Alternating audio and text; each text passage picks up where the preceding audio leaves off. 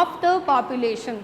Okay, what is the thought process of the population? This is the other factor which helps us divide market into different small and big segments. Okay, so when you talk about psychographic, we are going to talk about the lifestyle, we are going to talk about the values, we are going to talk about the behavior or pattern of these people, right. So we will be talking about lifestyle, the values and personality of the different people. Here we see lifestyle first of all. In the lifestyle we say how are people spending their leisure time. So now depending upon how are you spending your leisure time, your requirements, your needs are going to be absolutely different. Fine, your requirements, your needs, they are going to be absolutely different. Let's see how does your leisure time, how does your spending of leisure time influence the industry. Let's try it out. Library. Supposing if you prefer to spend your leisure time in library, can you think of some of the industries which can come? Yes ma'am, snack industry. Okay, great. What else? Fine. So move on to the second one. Supposing you wish to spend your leisure time by sitting and watching movies in theaters, right? Can we still have some kind of subsidiary industries? Yes. It will be wonderful. So going out for hiking and trekking, again there you see those shoes, right? Shoes, those gloves, and all the different kinds of gears, they are the ones they are going to sell, and hence business can excel in these different areas. Playing out different games, lawn tennis. Now somebody might say, how does my playing lawn tennis, right, that's going to influence any industry? That is definitely going to influence an industry, right? You want to play lawn tennis, you want to play basketball, you want to play snooker, you would see different clubs coming, right? And then there would be industries who are exclusively taking care of the instruments, making of all these things. They are going to come as the industry. Gardening, long drives, dancing and singing. So the way you are spending your life, that is basically helping the business to come, and that's how. Now like I said, how do you wish to spend your life, right? So if you wish to spend your life, if you want to spend your leisure time in some natural kind of places, let's say the environment is something which really fascinates you, right? Or visiting different part of world is something which fascinates you, traveling, okay? Like I said, the nature fascinates you, right?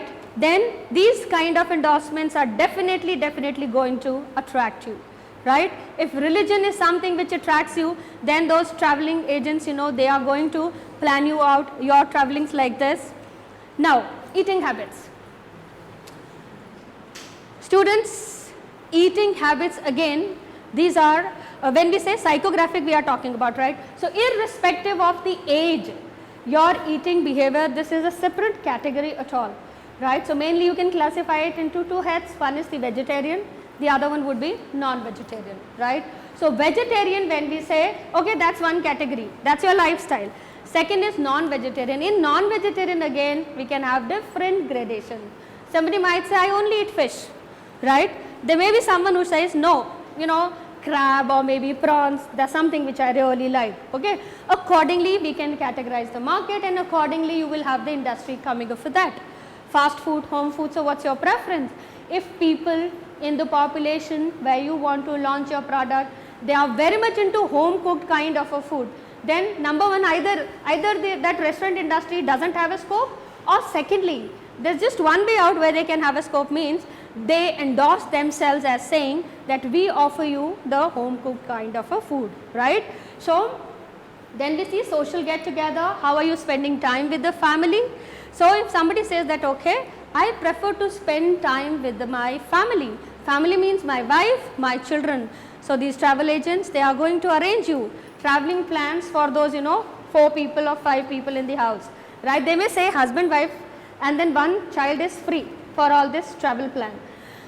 Social surrogate, that's a word. Who can explain me social surrogate? What's the social surrogate? Televisions, social media like Facebook, where we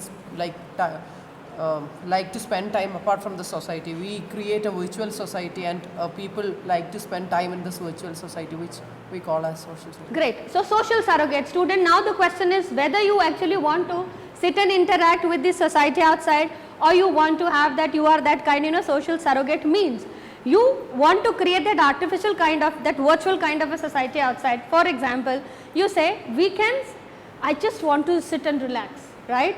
I want to sit and relax, I am just going to play some video games, fine. I am just going to be sitting on the social website, I will be sitting home watching television, watching different movies. Now what is this? Social surrogacy.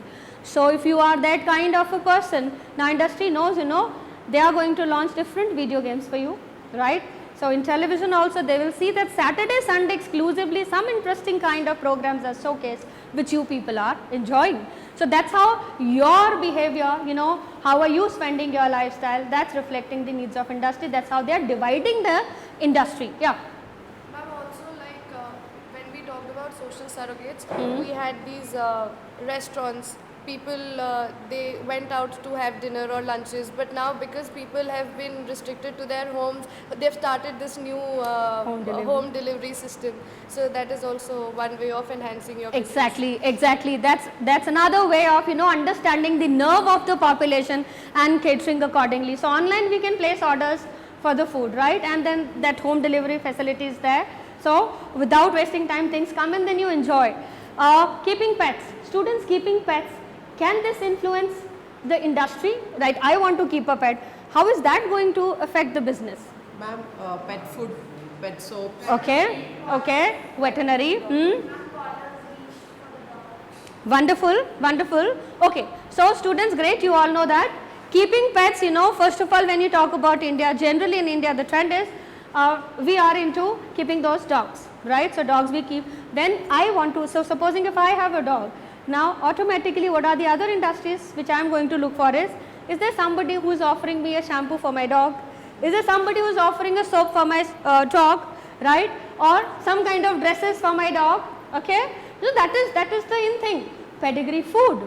So all these industries, they are going to come simply because that's your lifestyle, right? So that's how your lifestyle is deciding the fate of industry. So now the industry is going to divide pet lovers and the pet non-lovers, right? Say 20% population in Pune is a pet lover, fine. So we see that this amount of, you know, the industry should come here. Health concerns, actually this walking, right? If you say we must walk at least for an hour in the morning, meditation, yoga and all this is something which is very, very important. Then in that case, these kind of ads are going to attract you. Why are these ads going to attract you? Because see, I have to go out for walk in the morning. What kind of shoes shall I be wearing? If this is very comfortable, I am going to go for this. What is the dress that this gentleman is wearing? Is this comfortable? Right? These kind of things are going to attract us. Here you see, you say if you actually have that concern for the environment, right? Eco-friendly people, they might say, now here is this cycle. This cycle ad is going to attract you because you say, first of all, cycling, what are you doing? You are showing a concern towards the Mother Earth, right? No pollution. Second, that's helping you to keep yourself fit, right?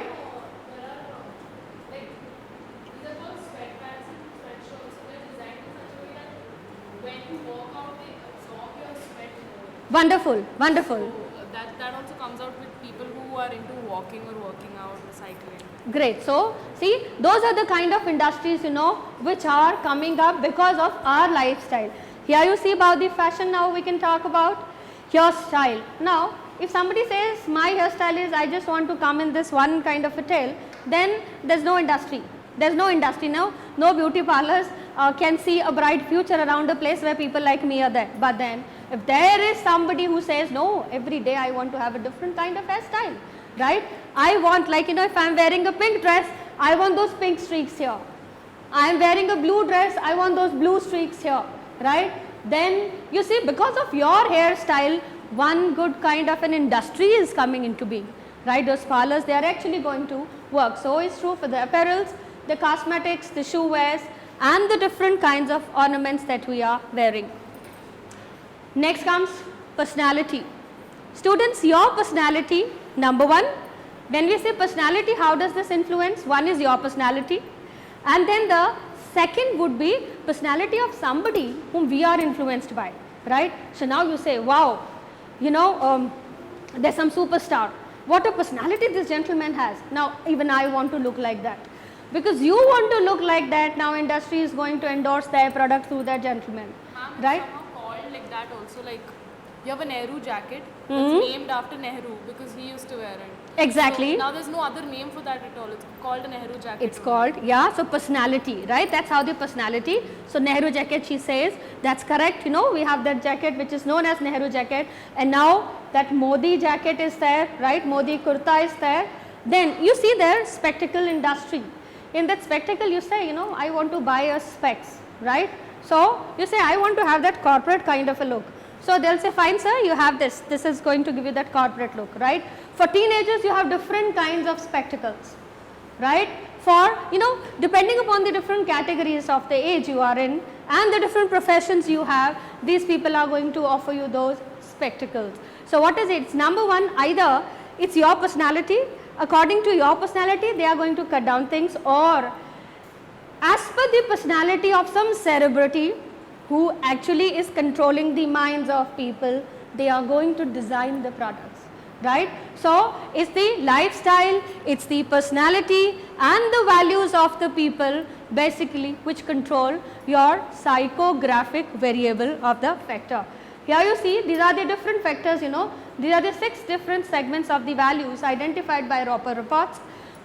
On the basis of these values, you can see you could be the striver, devote, altruist, intimate, fun seeker, or creatives. You see there, you can read there and find out all these people who are having these different kinds of values, they will be having different kind of preferences. There would be somebody who will say, okay, I just want to make best of my life, right? I simply want to have fun. Or you are very creative, you want to do something new, right? You are an altruistic, you say, fine, I want to have a very simple kind of life. But then how the society is moving, that's something of my concern. So charity has a place in my budget, right? So accordingly, you see, people are going to design things, right? The way you think, accordingly the things would come. Because we have that altruistic mindset, that is how, you know, people like Procter & Gamble and that ITC notebooks, they say that 2% of whatever is going to come to us is going to come to help those, you know, people who cannot afford good kind of a life. Because somewhere we have that thought, you know, we want to help those people who cannot afford a good kind of a life. So that value in us, right, which has some place for some kind of responsibility towards those people, that is what is being extracted by people like, you know, Procter & Gamble and ITC when they say this 2% will be going there. Fine. Now, the last is the behavioral one. The last is the behavioral one. Under behavioral, now how do we identify? The behavioral segmentation says the way you behave, right? The way you celebrate things, that's how we are going to segment the market. The first component under the behavioral segment would be occasion, right? So occasion is, see, we people offer different occasions to the marketers, right? As you see those example, we say we celebrate our birthdays, we celebrate our anniversaries, right? We want to say thank you to people, we want to say sorry to people, we want to wish people on Rose Day, we want to wish people on Christmas, right? We want to wish people on different occasions, we want to wish people on Valentine's Day. That is what was found by these card makers, the Archies and Hallmarks. And today you see, you name an occasion and these people will be giving a card to you, right? So now what's happening? Earlier we used to celebrate Raksha Bandhan, Holi, Diwali in our own traditional way. So now you say, fine, you know, Archie's card, things are done, right? So we gave them occasions and then they exploited it in their own way, fine? So that's known as the occasion. So Monaco at the tea time is written, means they have associated that tea time means Monaco. That's an occasion to have a treat with Monaco, a biscuit. Further, similar kind of things we see, marriage is an occasion, right? Then you see employment is an occasion to take care of these people again, you know, there's an industry. In the sense, marriage counselors are there, Shadi.com, right? Matrimonial, etc., etc. So many kind of counselors are sitting to help us to celebrate that one occasion which is known as marriage, right? Employment is an occasion. There are various counselors, coaching institutions which are sitting there too. You have those websites, right? You have those websites which are helping you to get the employment, right? So how have they divided the segment? They say 20% of the population in Pune is in that age group of, let's say, 18 to 21. They are the one, they need employment, right? let's say 30% of people in Pune, they are in the age group from let's say 22 to 27.